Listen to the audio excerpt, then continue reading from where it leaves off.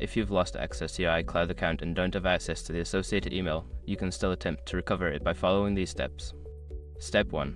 Visit the Apple ID account page. Go to the Apple ID account page at apple.com.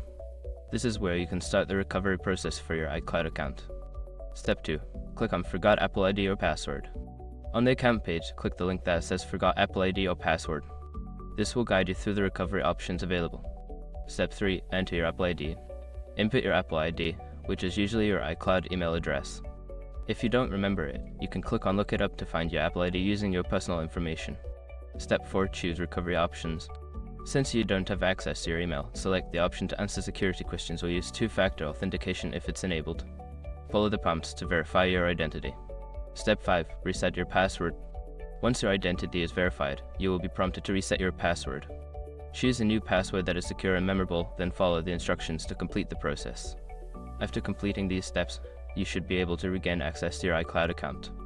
If you encounter any issues, consider contacting Apple support for further assistance.